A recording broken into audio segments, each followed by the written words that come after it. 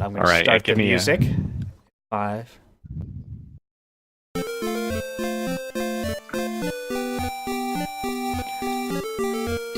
Hello, everyone, and welcome. We are No Shots Fired.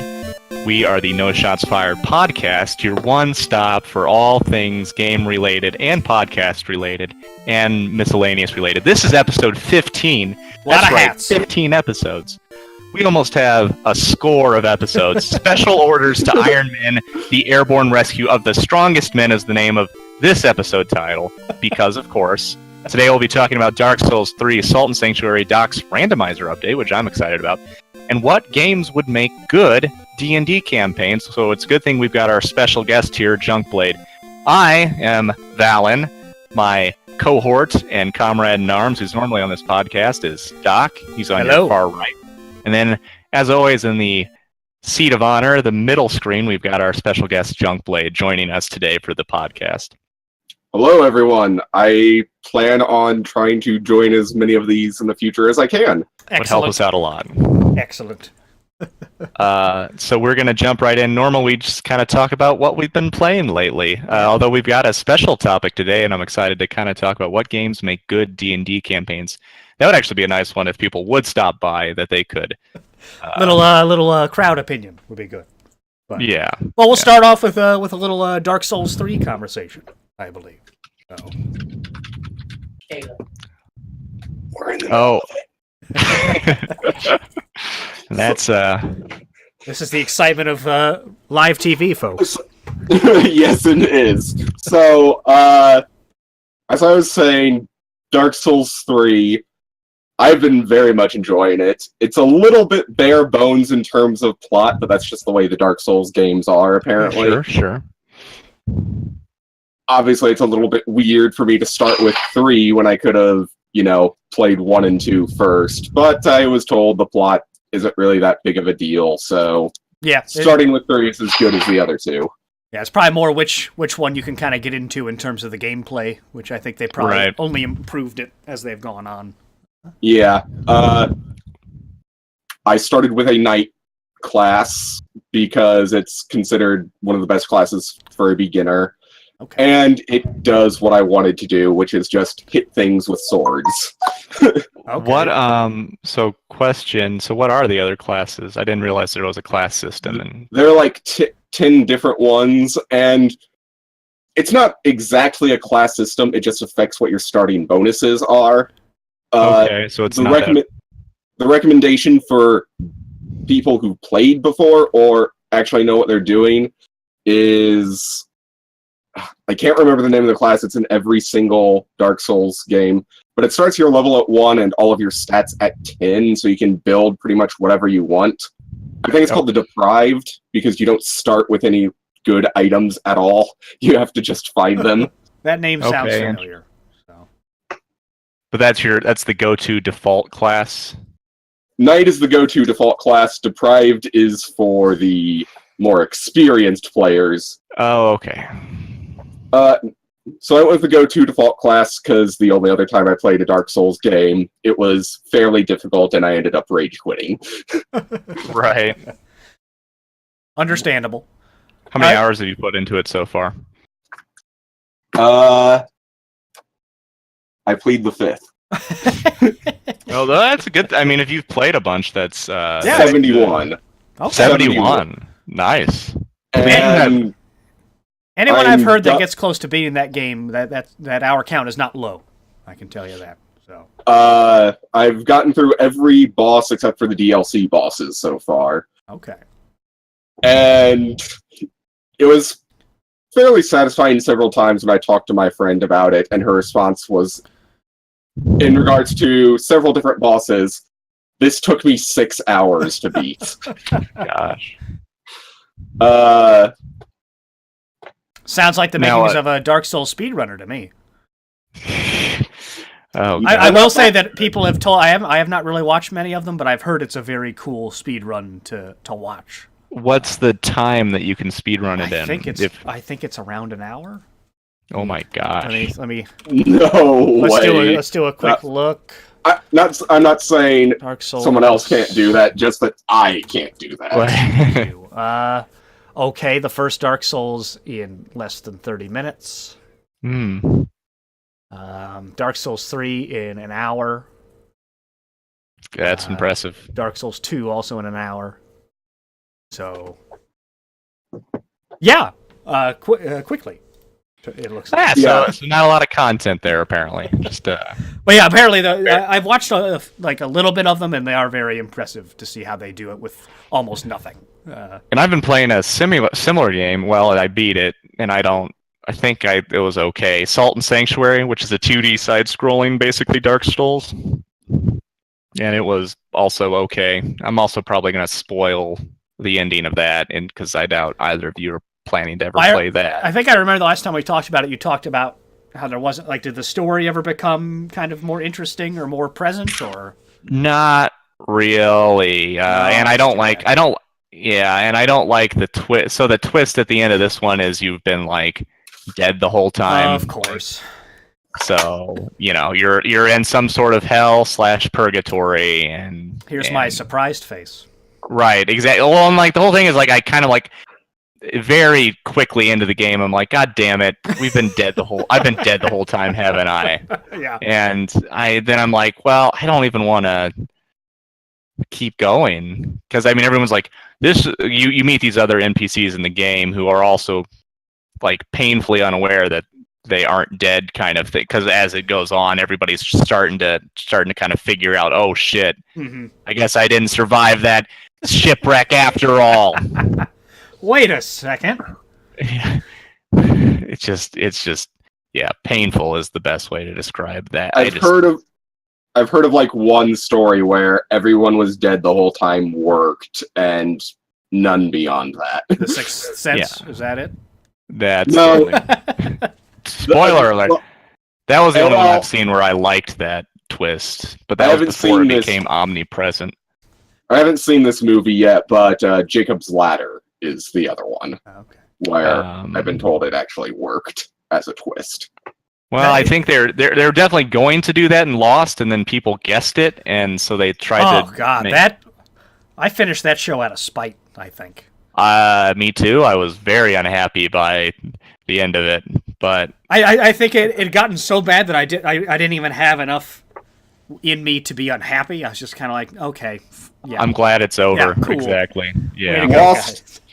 Lost is one of those series where, upon rewatching or even just thinking back on it after you've watched it, you can tell that the writers had no idea what they were doing when the show started out. Oh yeah. And I almost can't. I haven't gone back because I just can't. I know it goes nowhere. So all that stuff they set up isn't worth pointless. Worth watching again, which is a bummer. Like How I Met Your Mother. Yeah. Well, although I would say How I Met Your Mother probably a story. There's still some the comedy bits are something I can go back to a little bit, but only the first 4 seasons. Yeah. Yeah. Another one where its popularity. Yeah. That's a show I never even watched the end of that one. I think I quit with 2 seasons to go. It's not really. It's not worth watching the ending. Yeah, I heard what happened. I think my Amanda watched it, and I was like, "Yep, glad I did not bother with that one." So spent an entire freaking season on Barney and Robin's wedding, and they get divorced off screen. Well, those two together always just annoyed me. It was stupid. It was. Well, we've kind of spiraled into things that I wish they had. You know what? I wish they had been dead the whole time. I would have taken that twist. Right back on topic. Fantastic. Yeah, I was trying to find a way to tie it all together. Although there's nothing wrong with rambling a little bit. No, that's basically what this podcast is. That's how we pad out that length. But back on topic, and I also have to be aware of my screen presence because I keep slouching, and so most of my face will disappear. I got to really work on my posture. Oh yeah. I'd like to welcome. I don't know if this is a real person or not, or somebody we've seen before, but Slow Cool is in chat, and I feel like we've heard that name before. I feel like that name sounds familiar. Please, any questions or comments, What series did you like where everybody was dead the whole time? any interaction at all. Numbers. Punctuation, maybe an exclamation point. We encourage links in chat, so go ahead and send us whatever you want to. Yeah. We'll click on it. We'll give you our bank account numbers. We don't care. Anyway, Doc, give us the... So, yeah, well, actually, let me talk about the gameplay in Salt and Sanctuary a little bit more, because it was okay. So did it get any... Not really. Okay. What bothered me in the game was it had some Metroidvania elements where you would get new abilities and you could access new areas, but it was mostly just for treasure chests and loot. But the loot in the game really kind of irrelevant, at least in how I was playing, because there's also this guy you could go to who would upgrade your gear, and he would transmute your gear. So if I have a level 5, well, like the sword to be like, our swords are like level 1 through 5, and then of that you can like go to a blacksmith and he'll make your sword like a 5th level, 1st level sword, like a 1.5 sword. Does that make sense? Yeah. Mm-hmm. So you can max out a level 1 sword if you want. It's pretty good. And then you could take that maxed out level 1 sword, you can transmute it, and this other guy will turn it into like a level 3, a 3.4 sword or something. So it kind of makes finding loot pointless, because all I would do is, and in all fairness, you had to find like certain items in order to do this, but apparently I picked up all those items randomly, and I was just able to, like, without really searching for gear, make a super awesome weapon combination, and just kind of... Okay. And one thing I really liked in Hollow Knight, which is another side-scroller Metroidvania game, is it really matters when you acquire new jumping abilities and new abilities, because then you go back to old areas, and it's important to go and find the gear and to access old areas and stuff like that for all the various side quests and things you can do in that game. But in Salt and Sanctuary, just not as much incentive to go back and find all of those different little areas, or even to it in a very limited way. Like, it does prevent you from accessing like the boss and stuff, but I don't know, it just didn't feel as well. The level design was not as good, I didn't think. Yeah, and that's got to be a difficult balance between the level design and also having the right kind of stuff to make you want to go back. Yeah, I mean, it's undoubtedly tough. And my final point on Salt and Sanctuary, before I never ever talk about it or play it again, probably is, once I figured out also that originally there's no map, and originally I didn't think you could fast travel, but you can. You just have to like set up these little idols in your sanctuary. Your sanctuary is your campfire from Dark Souls 3. Okay. It's the point where if you go, you get all your health back, but all the enemies respawn, and your save point. Now you can go in them and you set up these little idols, and you've got the fast travel dude you set up, and he lets you to travel to any other sanctuary.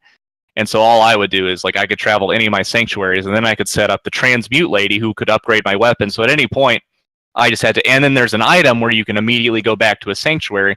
So at any point, I could just warp back to a sanctuary, fast travel to the sanctuary with the fancy blacksmith and the transmute lady, upgrade my weapons, go right back to where I was before. Like, I could, it was like too easy to move around. And one of my complaints initially was it was too difficult. So obviously I'm impossible to please. But, well, no, I mean, so that also goes against the idea of going back and exploring. Right, exactly. Because then I don't have to yes, exactly. Yeah. I don't have to. I'm not incentivized to find Okay. Yeah, so that's it. Those are my complaints. I think Axiom Verge is a game you should probably. I would be curious to if that connects with you, because that's a similar style game, but much more. I would say much more Metroid-like in the fact that you've got like a gun and you're like upgrading different weapons and that kind of stuff. But that also seemed that got very good reviews, similar to Hollow Knight. So I wonder if that would scratch that itch in a similar way. Another game you might like is Rogue Legacy. Oh yeah, I have not heard of either of those. So I'll have to Rogue Legacy. I played you through played quite a bit of it, twice, right? And it's really fun. I think I streamed it once or twice. Yeah, that's the roguelike where you die, your air kind of takes over, right? And you can transfer, you can carry over certain abilities or something like that. Yes, you can carry over anything you bought, but any gold you have that isn't spent gets taken by the gatekeeper of the castle before you go in. Okay. So if you let's say it costs 600 gold to get an upgrade. Well, you have 599 gold, and there's no way to there's nothing you can actually upgrade. All that gold is just gone if you want to go back in the dungeon, which you have to do because that's the point of the game. Yeah. Okay. Yeah, I remember hearing good things about that as well. All right. I guess I can get into the randomizer update. So Please do. My quest to beat a Legend of Zelda: Link to the Past randomizer continues. So far unsuccessfully.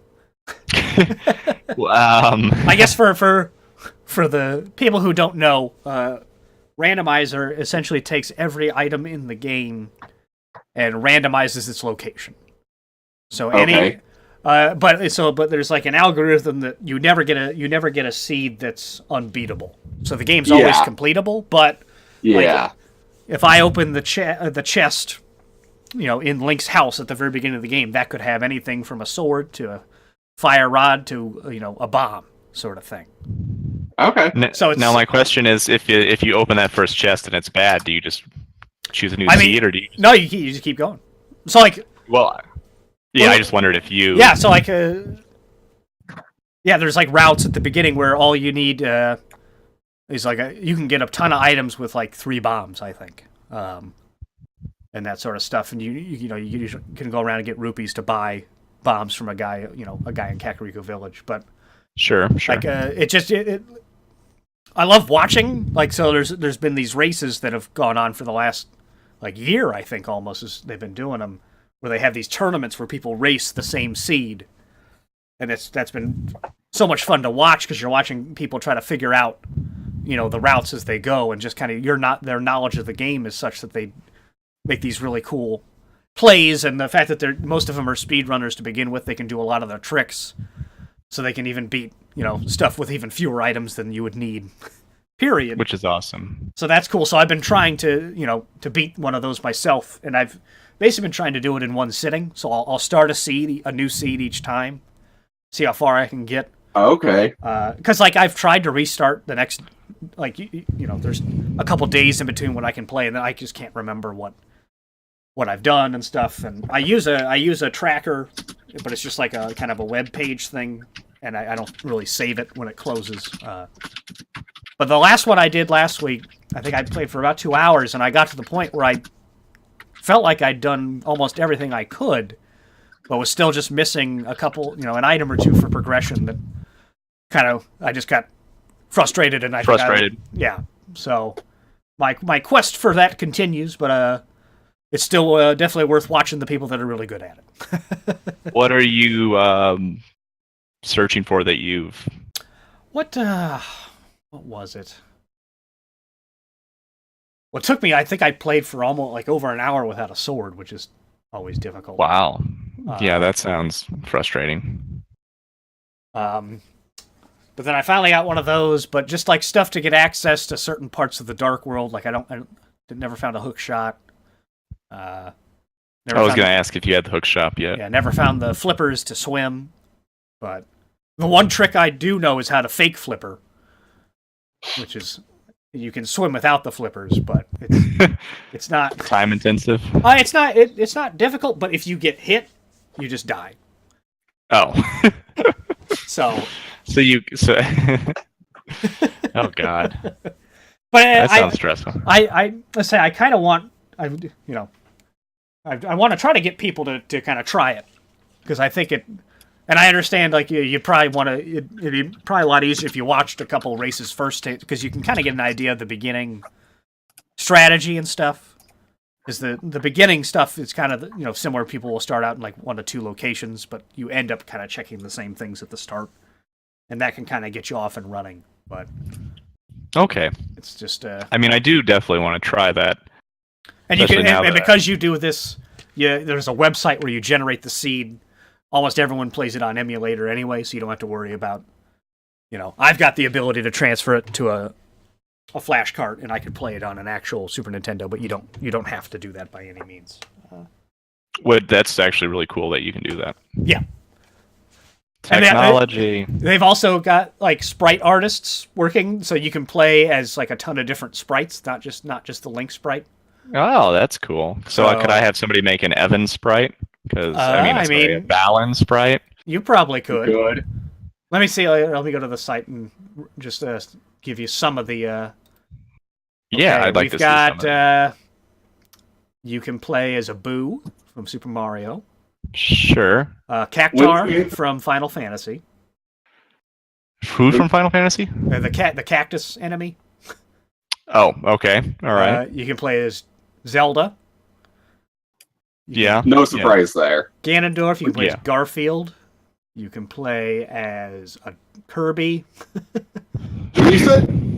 When you said Boo, I thought you meant Boo from Dragon Ball Z for a moment, which would be interesting. I mean, they might be working on it. Looks like we got Mario, Luigi, we got a Pony, Mega Man,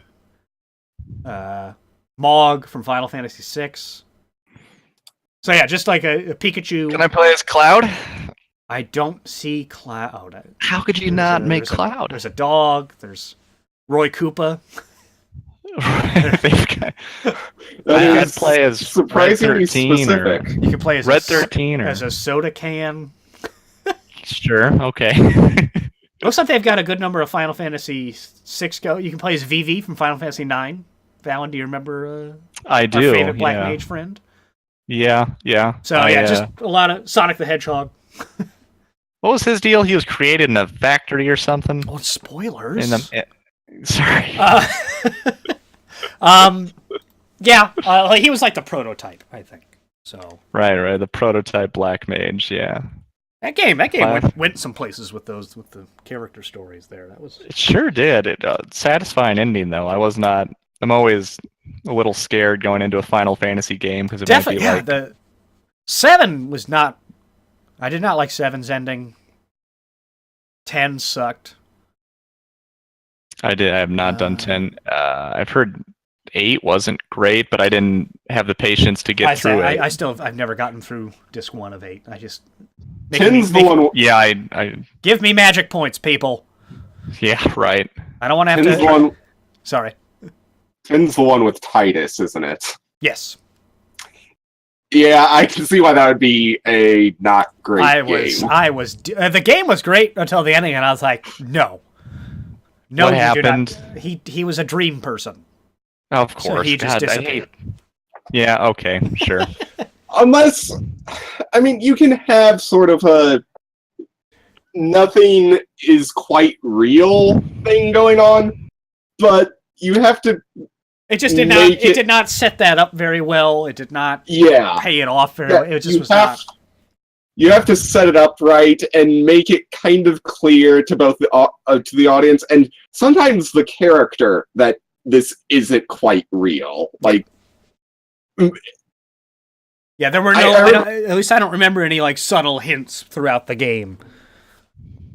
Yeah, because every time I've seen that ending, except for once, and I'm not going to spoil what it is because it's a series I'd like to watch with Evan sometime.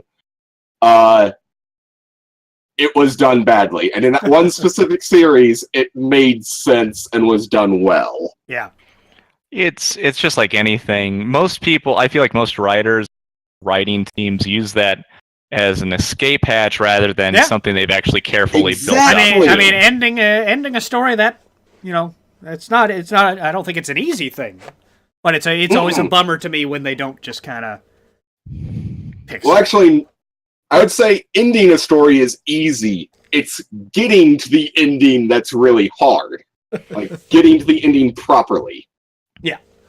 I'm trying to remember the end of... I mean, as we've seen... The end of what? Final Fantasy 13. There are plenty of bad endings. Yeah. Like, for example... most things by M. Night Shyamalan. Yeah, he really, I don't know. I like him, but Yeah, I don't think he's a bad guy. It's just I think know? he achieved his peak early. I say, and- Yeah. kind of a one-trick pony in terms of the right. gotcha moment. Yeah, Yeah. exactly. I guess 7 almost annoyed me more because of the ambiguity of the ending. And like at least 10 was a thing. I mean, I didn't enjoy the thing, but 7 was like, I don't know, the plants grew, and then Red 13's like old, and Yeah. Did we so win? Did I we guess not? It's like, just give me just something. Right. And Advent Children doesn't count, people. Okay. I sorry. I forget that's a thing until people mention that it it's exists. not a thing. Well, I mean, Then I remember it exists until about 5 minutes later, and then I forget it exists again. That's a good way of living life. All this talk of different endings for things has reminded me of a rant a friend of mine went on recently about Radiant Historia Perfect Chronology, which is like a remake of the game Radiant That's Historia. a name right there. And they just completely screw the ending up so badly it's not even funny. Really? So it's a remake, and they tinkered with the story. Yes, and instead of like the cautiously optimistic ending of the way they had it the first time around, they do like an unmitigated victory sappy saccharine ending that doesn't fit at all. And her talking about it made me think, well, I'm actually kind of glad the Ogre Battle series is dead right now, because the only thing worse than it being dead is they bring it back and they give it an ending like this. They bring it back and kill it in a different way, basically. Yeah. So. Yeah. At least right now we have the memory of a good game, but if they bring it back and give it a horrible ending, we don't even have that because we know how it ends now. Yeah. Okay. Interesting. Do you guys want to know who won the NBA Coach of the Year award? Sure. Dwayne Casey, the head coach of the Raptors, won that award. Ooh, good timing on that one. Right. Good Maybe I think timing on that one. I know that they'll be like probably too heavily weighted toward the playoffs, but I think all MVP awards should wait until. Isn't playoffs winning time? Everybody? Right? Isn't that all that matters? Especially like in the NBA, where the season is like kind of so long it's pointless. Yeah, that's always kind of weird that they release those during the playoffs. Yeah, I mean it's also great. That came out at the same time that there is reports that Toronto might be looking to fire him. So. Oh man. Well, hopefully he gets like a good steak dinner out of the award ceremony or something. So. Yeah, I don't. All right, so I want to talk about some good D&D campaigns, because we actually have Junkblade here who regularly plays D&D or some variant of it. So we've got an expert on staff. Yeah. Okay. So the genesis of this idea is I'm starting to plan out. I want to play D&D with my son when he's old enough, but we have a very limited number of people in house at the moment. So I was trying to think of an idea of, having me, my wife, and my son, like a 3-person game, but I would have to be, the DM. Yes. And I kind of thought, well, the Legend of Zelda, like the N64 games in particular, might be fun to kind of adapt into the D&D, system, because, my son could play Link. My wife could play kind of the fairy companion and give her, some healing abilities or, some basic spells. But have that be the dynamic where then there would be plenty of NPCs and stuff for me to play.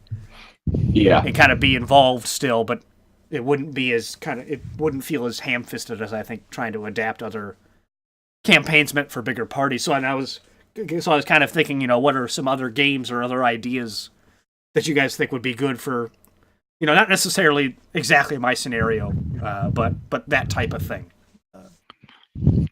Well, A perfect example, my friend Walker is running a Pathfinder game. Okay. And Can for you those who describe to me don't, the differences, between Pathfinder is owned by a different company than Dungeons and Dragons is. It's owned by Paizo, who wrote a lot of material for Dragon Magazine, a thing made by Wizards of the Coast. Okay. But then when I didn't realize there was a Dragon magazine. Oh yeah. when Wizards of the Coast made 4th edition, Paizo decided to make sort of their own spin-off of 3.5 called Pathfinder. I enjoy Pathfinder. I enjoy the much maligned 4th edition. Why? So give me some as a outsider. Tell me what you like, what the differences are between like 4th edition and Pathfinder, or even Pathfinder and 3rd edition, and then why 4th edition is so maligned.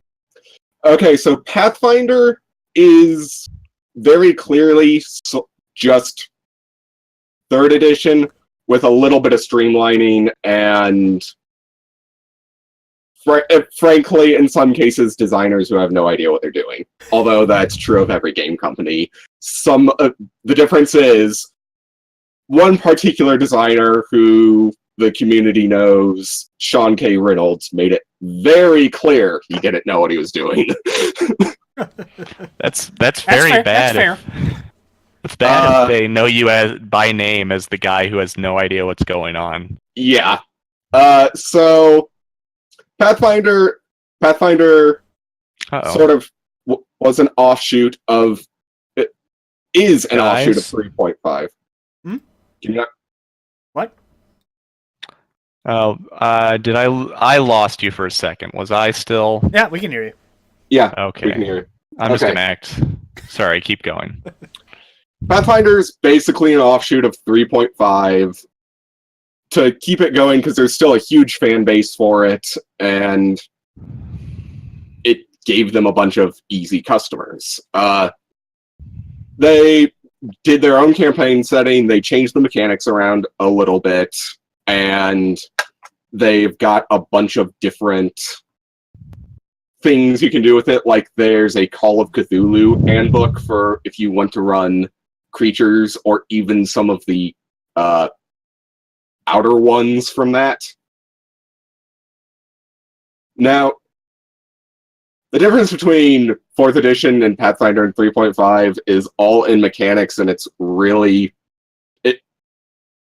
It takes me a while to get into what's different and why 4th edition wasn't liked, other than 4th edition is a very balanced game, and a lot of people didn't realize maybe balance isn't what they were looking for. Oh, interesting. Because that makes it more difficult for the players. Is that? No, it makes the players, all the different player characters, feel very samey. Uh-huh. Yep. Oh, okay. That Yeah, makes I guess. Yeah, well, I mean, that's the problem. Is it without making certain classes overpowered or underpowered? In order to make them similar, you have to make. I mean, and similar in power, you have to make them similar and Sanding down those edges. Yeah. That was the issue. The main issue, anyway. The skill system also wasn't great, which, if I run the 4th edition campaign, I would like to in the future. I'm going to be fixing the skill system a little bit. The issue was there are these things called skill challenges. So, let's say, to navigate this mountain, you need 12 successes on these specific skills before 3 failures. Which sounds really tedious and annoying. Well, it also, from the way they've described skill challenges in the future, wasn't even the implementation they intended in the first place. And it was like one of those things that got thrown together and just stayed in somehow. Mm-hmm. So what I'm doing for my own campaign is I'm probably going to up the required number of successes, but instead of just 3 failures, it's 3 failures per person. So even someone who has no training in athletics, like say a wizard, can still contribute, or even if they get 3 failures right in a row, they're not dead weight like they would be in the current system. Yeah. Because the system, as is, you can't build a character to do everything. So... And you shouldn't be able to, I don't You shouldn't think. be able to anyway. And you shouldn't have to, is the bigger point. Yeah. If your system requires that your character be able to basically do everything, then you have a bad system. Right. But the idea is to be strong enough in certain things that you can kind of get around it using those, what you're good at. Yeah, because like the classic party is a fighter of some sort, a cleric, a wizard, and a rogue archetype. Yeah. Now we have to take all of... So we do have to talk about... Real quick, is 5th edition, is that kind of just a little too simplified for your liking, or is there... It's a little too simplified for my liking as a player. As a dungeon master, I find it fine. But as a player, I actually love the complexity of Pathfinder and 3rd edition. I like going splatbook diving to maximize my character. Which, when I say that, I don't mean like shoot them through the roof and make them able to just take down everything, because that's boring. And if I wanted to do that in 3.5, the only book you need is the player's handbook to do that. Okay. Now, what is splatbook dive, or what did you say? What is that? Okay, my bad. That's a slang term that people use to refer to 3.5 and Pathfinder, where different expansion books will have different mechanics you can use for your character. Mm-hmm. So, for example, the core set of books would be the Player's Handbook, the Dungeon Master's Guide, and the Monster Manual. Anything beyond that, any expansions, would be referred to as a splat book. Okay. Valen pretending he's not an accomplished splat diver. I'd like to be.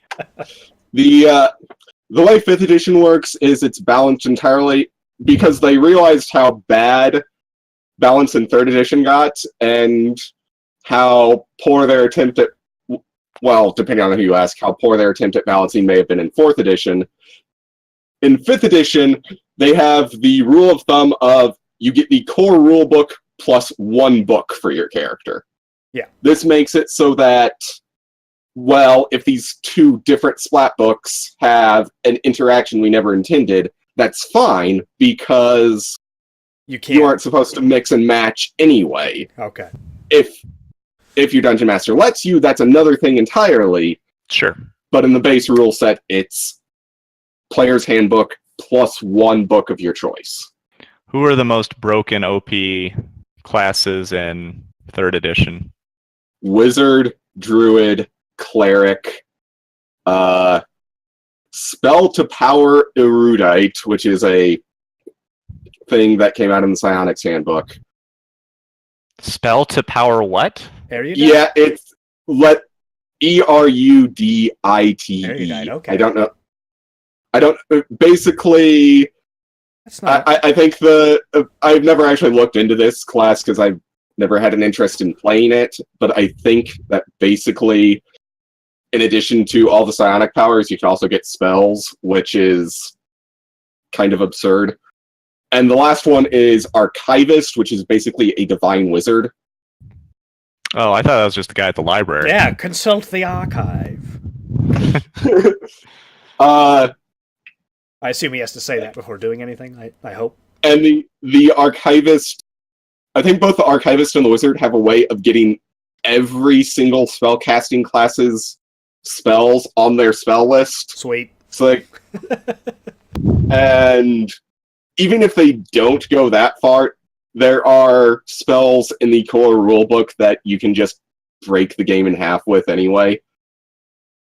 And such as? Well, it depends on how, obscure you really want to get. Ultima. Because if you,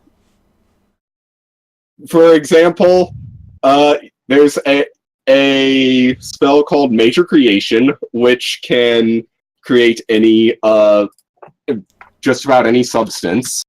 And people figured out that because for the most part, Dungeons and Dragons functions on the same sorts of physics that the real life does, you can use major creation to make what is called an anti-osmium bomb. Well, people are getting. I mean, if you're getting. Yeah. That's like I said, that's a more obscure example. For a much simpler example, there's a 9th level spell called Gate. And with it, you can just summon the most powerful angel type in the game called a Solar to do your bidding. And see, that's just kind of clear. Okay. Just clear through an encounter. Bahamut Zero. I get it. And then Exactly. there's a spell like that at every single level. Not literally in the sense of you can summon something broken to just do your job for you, but I'm gonna find a 1st level wizard spell that does something similarly obscene. Harsh Breeze. Where was it? Color Spray.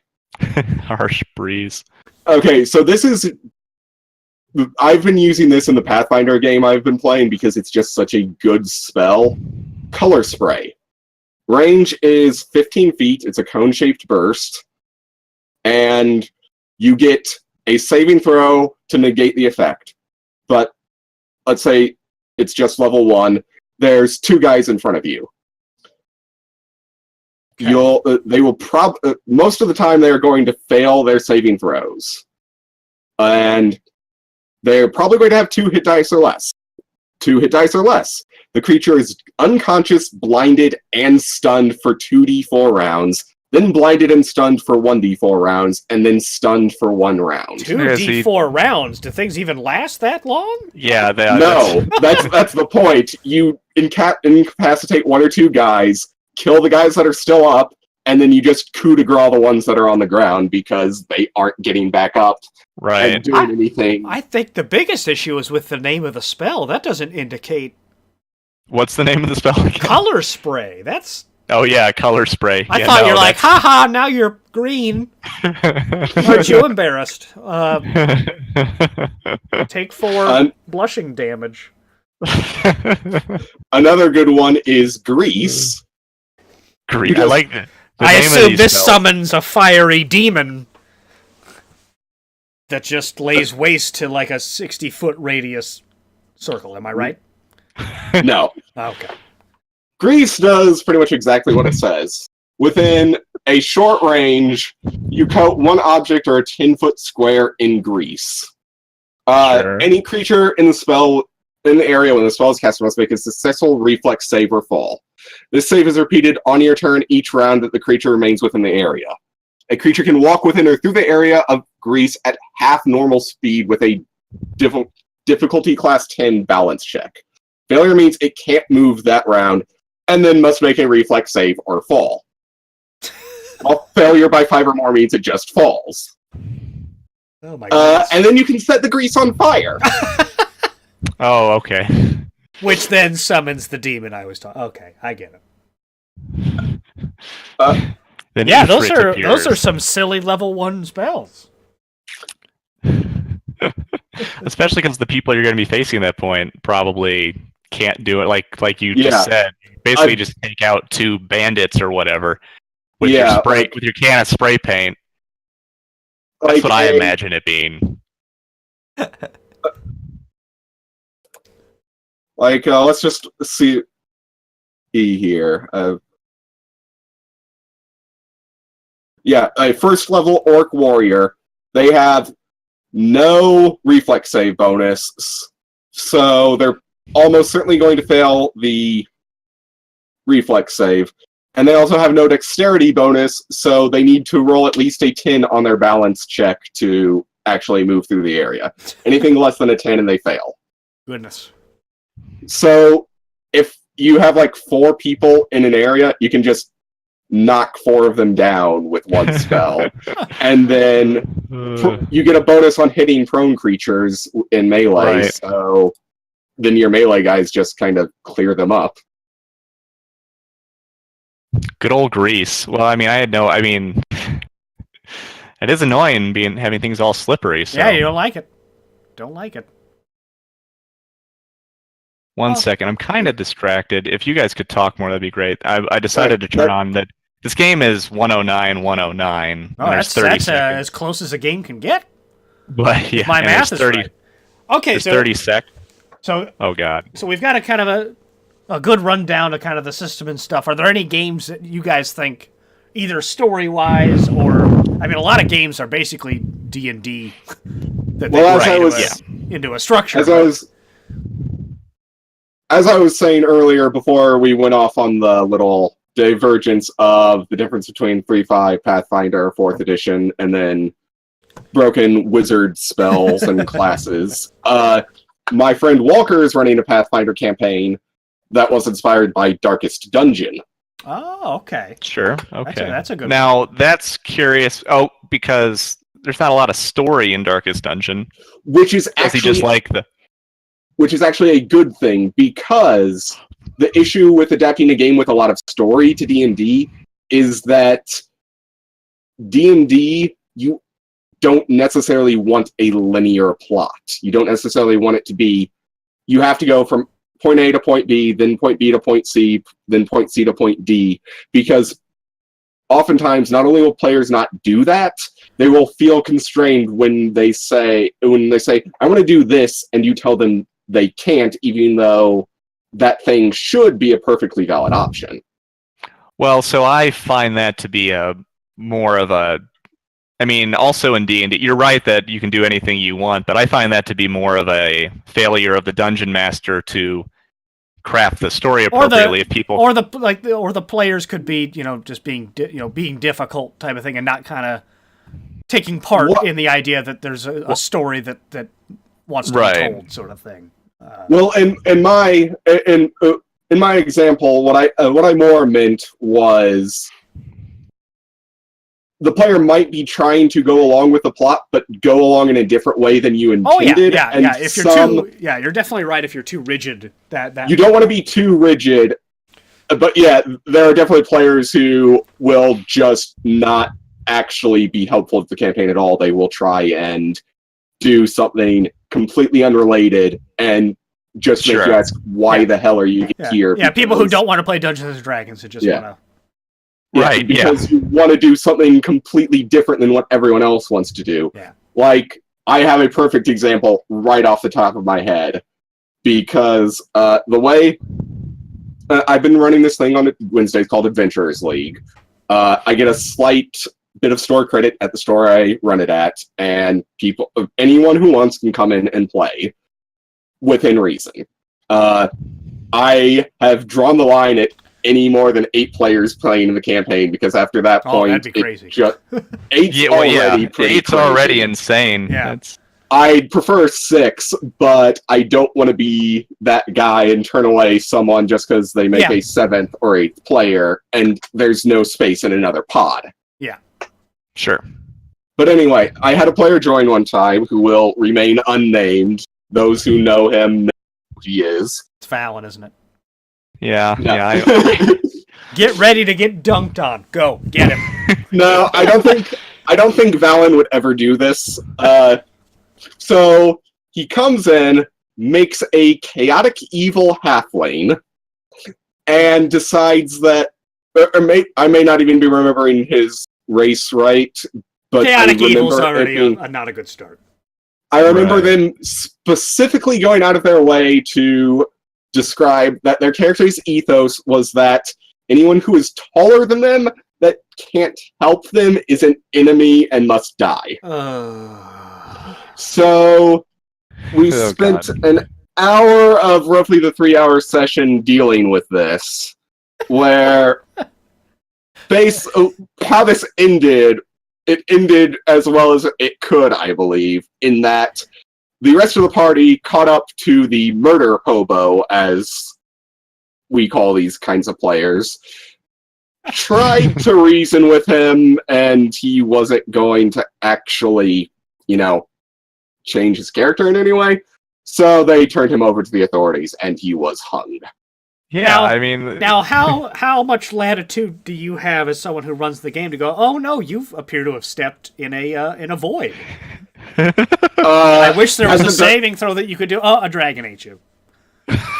yeah, I mean, like I would be tempted as dungeon master to just start throwing like, oh my gosh, blue dragons! Like it's not even the time of year for that. Oh but my god! And they only want to attack this person? Crazy. Huh? If only there was a. If I really wanted to do that to him, what I could have easily done would have been say, oh, hey guys, the frost giants are back. They're throwing boulders at the town again. Oh, they all threw their boulders in this one specific spot and this guy dies. And now they're gone. I guess that was fun, wasn't it? I guess the thing is, if the players want to deal with it, whatever. Yeah. But I think I would have gone, all right, and we start down the path. Oh no, you've been cut in half. Yeah, I like. And then they'd ask why, and I go, we don't know. We just kept moving. Well, you were evil and wanted to kill everybody, so they didn't investigate. So basically, at this point, I have a firm rule I tell everyone who joins my pod, which is you can play an evil character, but you have to work with the rest of the party. And yeah, I mean, because that's what the alignment thing is, not so that people will start attacking the party or like actively work against their aims. It's not. That's not why it was designed. You can be evil and have friends. You can even be evil and have people you prioritize above yourself. Yeah. Yeah. I mean, and people. You have to work with the party, and you have to kind of go along with what everyone is doing, because I'm not doing a party split, and we're not having a distraction for you to go and screw off somewhere else while the plot is going on. Yeah. If the party wants to do like a side quest of some sort, that's perfectly fine. There's tons of ways to do that. But if one player wants to go off and fight the ancient red dragon in the cloth and veil when everyone else wants to go along with the plot, no, you're going along with the plot. You're not going off to fight the ancient red dragon by yourself. Or if you insist on it, fine. You go off and fight the ancient red dragon by yourself. You die. Yeah. Right, yeah, I'm sorry, but you're not going to win that one. I would have said, oh, and you've tripped on an outcropping? Oh, no, that was a nasty spill. Let me roll my dice, and you're dead. I wouldn't even need to do that. I would just say, okay, you go and try to attack the ancient red dragon in their home territory. You die because you aren't an epic level character who is statted for killing dragons. Right. See, I don't even want him to get to the dragon. I say the dragon continues to sleep and never knew that you even tried to approach it. Well, yeah, you wouldn't even make it. I'm sure this red dragon is not just you can just walk up and challenge him. And ancient, because they got rid of the category Great Worm, but an ancient dragon in general is at least 1,200 years old. Mm-hmm. You don't get to that age as a dragon unless you're A, paranoid as hell about anything and everything coming to kill you and steal your hoard. Yeah.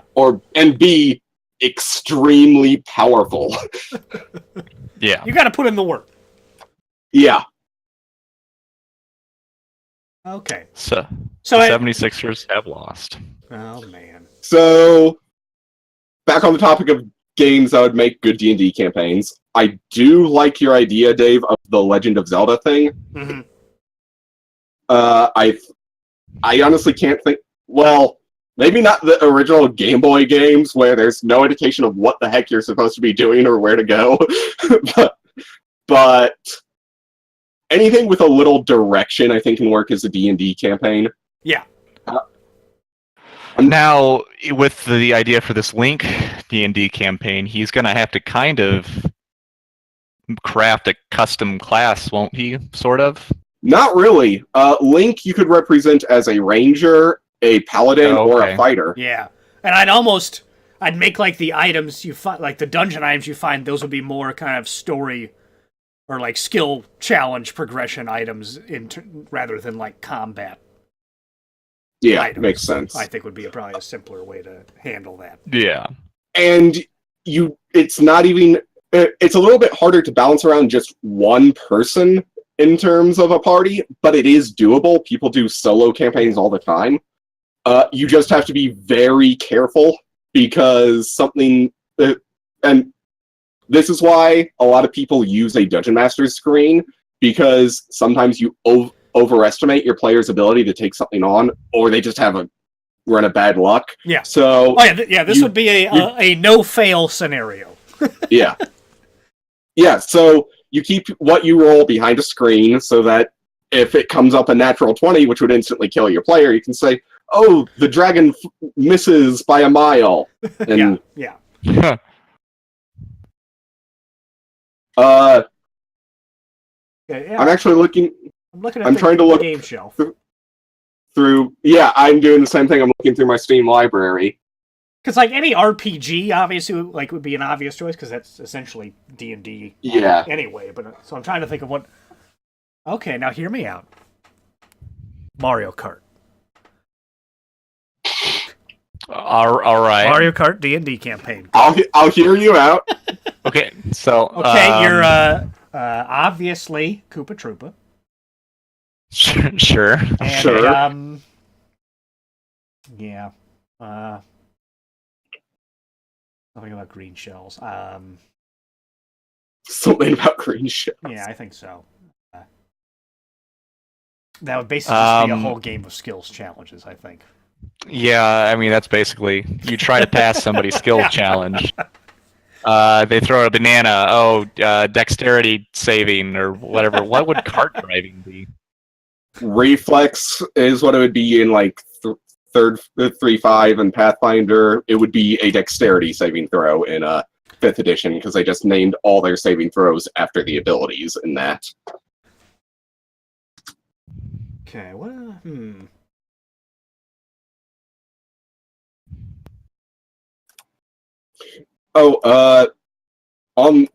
I mentioned my friend Walker is running a Pathfinder campaign with Darkest Dungeon as the inspiration. Sure. On a slightly related note, I am going to be starting my streaming of Darkest Dungeon this Sunday. I do. Oh, good. Well, and obviously Doc and I are going to be characters, right? Now, I would like my guy to just hang out at the tavern and never go on any quests, if that's possible.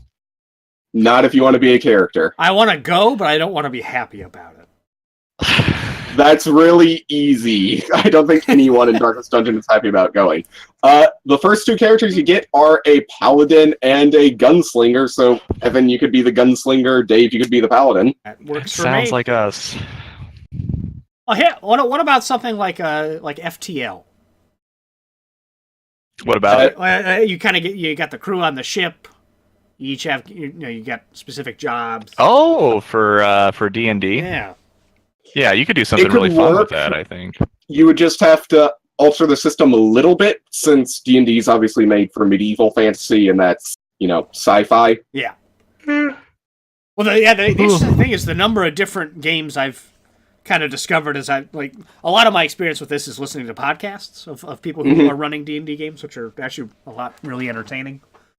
And these particular guys, Val, and it's the guys who do the Adventure Zone, the McElroy brothers.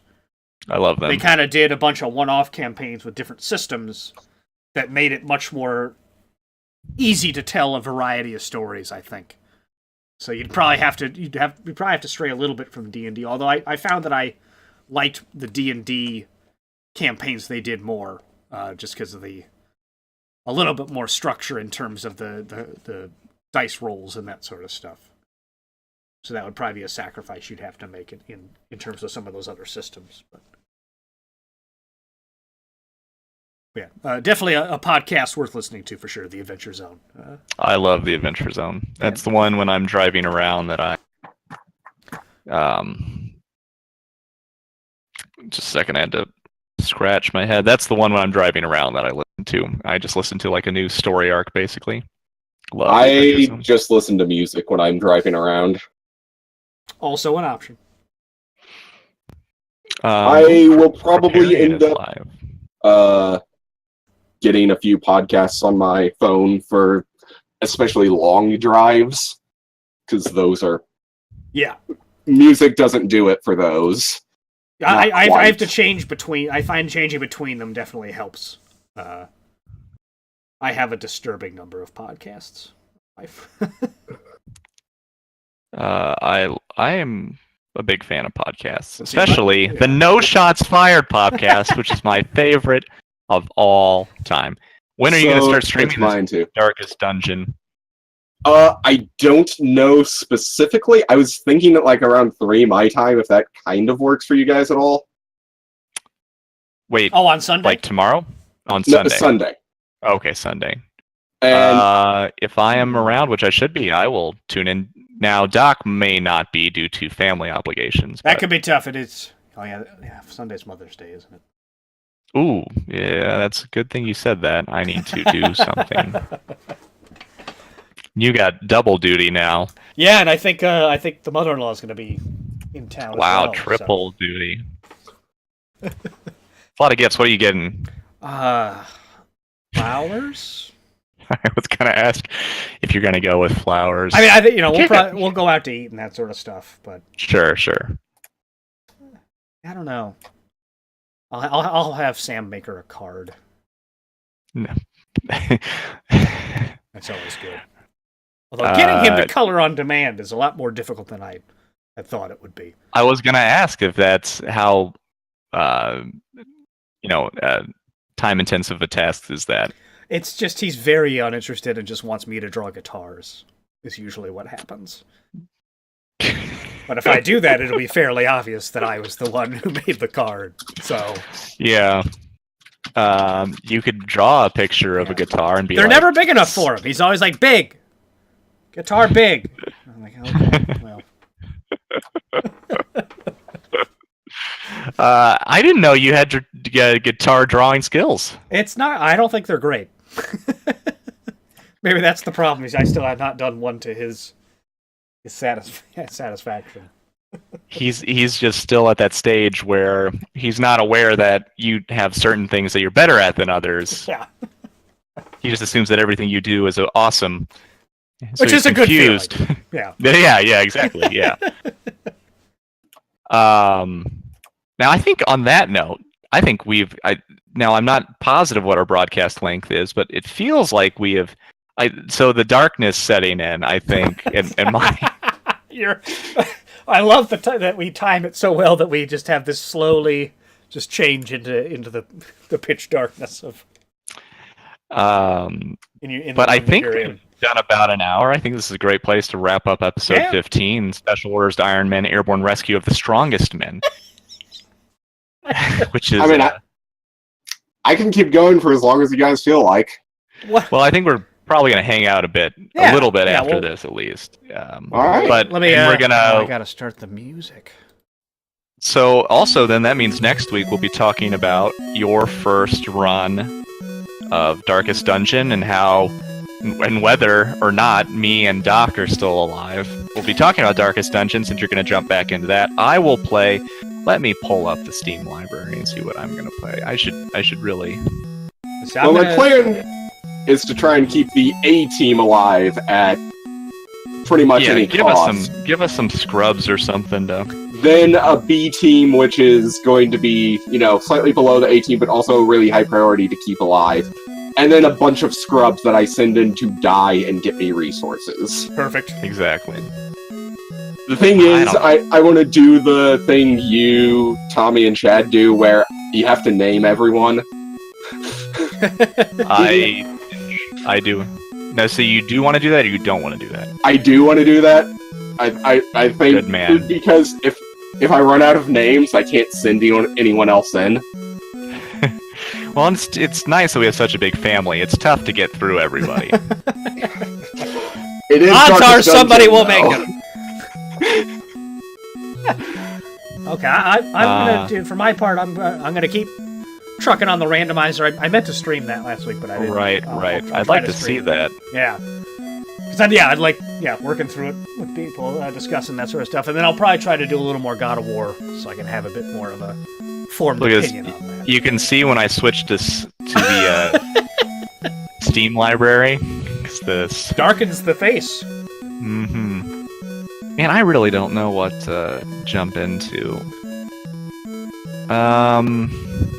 Do you have Mass Effect? I do. Have I not bought that for you yet? I'm sure you have, because wasn't it on sale? It's been on sale a bunch. Did you ever finish Undertale? No, I could do Undertale, but I would. How hard is it to let everybody live? It's a puzzle-based thing. Is it impossibly hard, or is it No, just a difficult sometimes puzzle kind of thing? it's just a difficult puzzle kind of thing. Like, every single boss, except maybe one, gives you a hint on how to beat them without fighting. Sure. Okay. So it's not like it's going to take me an extra 20 hours to beat it that way kind of thing? No, it's just you have to figure out what is the gimmick with this boss. Okay. Okay. Well, I'll try that. I think I'll do some Undertale then. If you end up looking at walkthroughs to do it, that's fine. I did that. Because at a certain point I was just like, I have no idea how to get past this boss, and I don't want to default to the neutral ending. The fact that you know there's a pacifist ending already is kind of, giving the game away, so you might as well. Yeah, might as well do what you can to get it easy enough. All right, that's what I'm doing. All right, and if anyone will try to come up with another topic of discussion. I think we beyond know what we've been Slow playing. Cool. I think it's somebody related to one of us that. If only they would just anything. Just. Oh, they've got. Oh no, they. It's not somebody related to us. They have 3,000 followers, but they follow nobody. But they tune in to see us, so. We're just that good. We are. All right. Goodbye, everybody. Slow Cool, as always. Right. Love having you, buddy. Peace out, well. everybody. Great working with you guys. So always great to have Junkblade, hopefully a more common guest on the show. So. Absolutely.